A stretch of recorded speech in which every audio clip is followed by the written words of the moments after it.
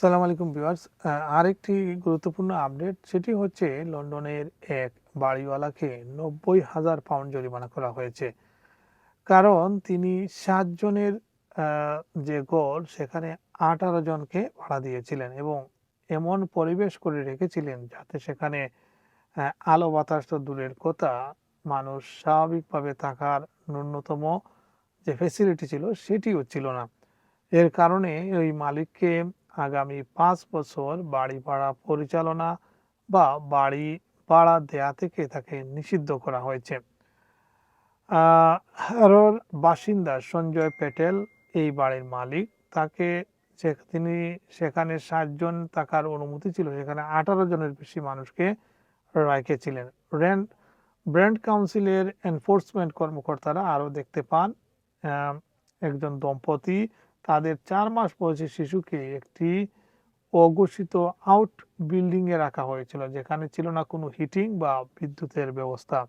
অর্থাৎ ৩ জনের একটি ফ্যামিলিকে একটি রুমে রাখা হয়েছিল, যেখানে কোনো হিটিং বা বিদ্যুতের কোনো ব্যবস্থা ছিল না। এরকম পরিস্থিতিতে রাখা হয়েছিল।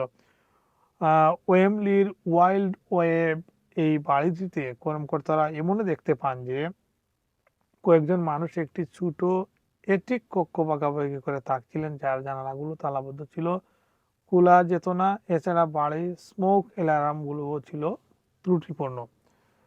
এই ঘটনায় উক্ত মালিককে ৯০,০০০ পাউন্ড জরিমানা করা হয়েছে এবং তাকে বাড়ি ভাড়া সংক্রান্ত কোনো বিষয়ে যাতে আগামী ৫ বছর তিনি করতে না পারেন সে বিষয়েও নিষিদ্ধ করা হয়েছে। আমরা এ ধরনের প্রায় শুনে থাকি বাড়ি ভাড়া সংক্রান্ত অভিযোগ। এটি বিভিন্ন কাউন্সিলের তারা মাঝে মধ্যেই বাড়িওয়ালাদেরকে এ ধরনের কার্যক্রমে ধরেন এবং বড় বড় ফাইন করে থাকেন। আবার অনেকেই হয়েছে যারা বাড়ি ভাড়া নিয়ে সাবলেটও দিয়ে থাকেন, সাবলেটের কারণেও এই ধরনের হয়ে থাকে। হয়তো প্রকৃত মালিক যিনি, তিনি জানেন না যে তার বাড়িটি সাবলেটে ৭ জনের জায়গায় এখানে ১৬ জন, ১৫ জন, ২০ জন পর্যন্ত রন। তবে বাড়ির মালিক এবং যারা বাড়িতে থাকেন সবারই দায়িত্ব রয়েছে এই ধরনের অস্বাভাবিক পরিস্থিতি না থাকা, বিশেষ করে বাচ্চাদের নিয়ে এই ধরনের পরিস্থিতিতে থাকাটা মোটেই ঠিক নয়। যদি এ ধরনের কোনো ঘটনা হয়ে থাকে, আপনি আপনার যে কাউন্সিলে থাকেন সেই কাউন্সিলে আপনারা ফোন করে বিষয়টি অবহিত করতে পারেন।